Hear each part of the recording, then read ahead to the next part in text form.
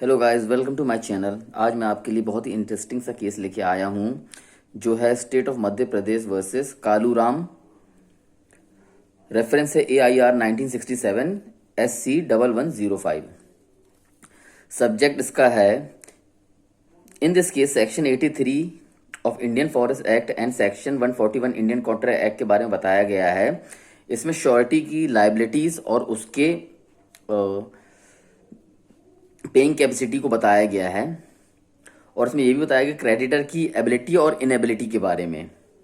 तो गाइस, इसका जल्दी से हम देख लेते हैं। फैक्ट ऑफ द केसेस है, होशंगाबाद डिस्ट्रिक्ट में डिवीजन फॉरेस्ट ऑफिसर द्वारा एक ऑक्शन करवाया जाता है 27 जुलाई 1954 में देखनी रेंज सियोनी में, जिसमें जगत नारायण जो रहते हैं वो सबसे हायर बिडर होते हैं। उन्होंने बिड लगाई होती 12,100 रुपए की, जो सबसे हायर बिड होती है, और उन्हें यह बिड का पैसा 4 बार में देना रहता है, जिनमें से पहली इंस्टॉलमेंट उनको तुरंत बिड के बाद देनी रहती है।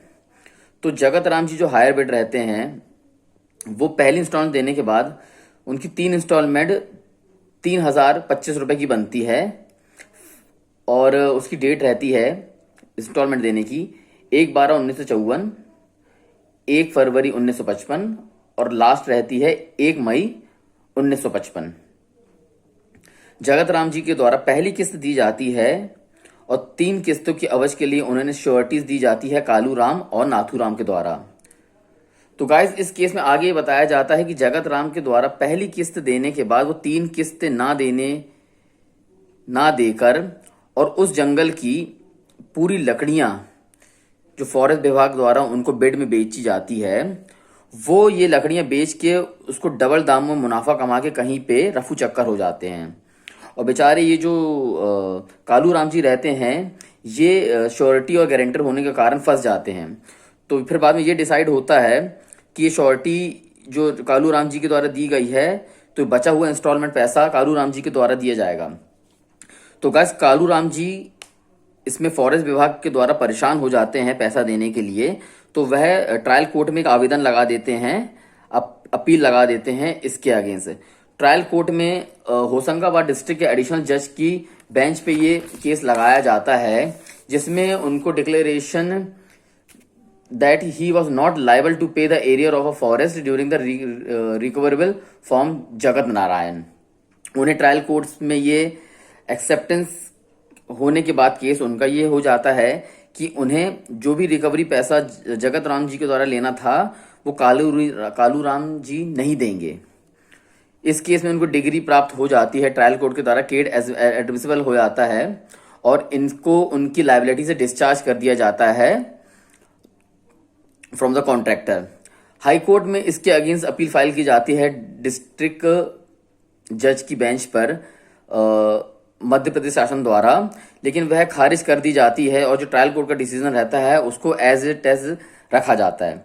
फिर ये अपील सुप्रीम कोर्ट में जाती है, जिसमें सुप्रीम कोर्ट सेक्शन 82, 83 के तहत जो डिसीजन ट्रायल कोर्ट में हाई कोर्ट में दिया जाता है कालूराम जी के फेवर में, उन्हें उनकी सारी लायबिलिटी से डिस्चार्ज किया जाता है, क्योंकि वह सेकेंडरी रहते हैं इसमें श्योरिटी, और जो पहला दायित्व बनता है पूरी इंस्टॉलमेंट देने का वो बनता है जगत राम जी का। तो इसमें सुप्रीम कोर्ट के द्वारा ये भी बताया गया है कि ये सब जो हुआ है, ये हुआ है फॉरेस्ट विभाग की नेग्लिजेंसी से। जब जगत राम जी द्वारा पूरी लकड़ियां बेच दी जा रही थी, काटी जा रही थी और उठाई जा रही थी, तब फॉरेस्ट विभाग ने संज्ञान क्यों नहीं लिया, क्यों उन्हें नहीं रोका?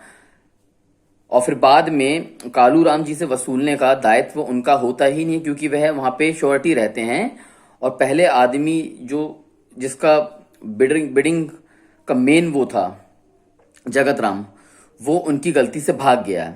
तो इसमें भी प्रिंसिपल ले डाउन में ये कहा गया है, under section 141 contractor act security could be parted with not only by positive action of creditor but even by his inaction. इसमें यह गया है कि क्रेडिटर के इन एक्शन से द्वारा भी, नेग्लिजेंसी के द्वारा भी उसे नुकसान हो सकता है।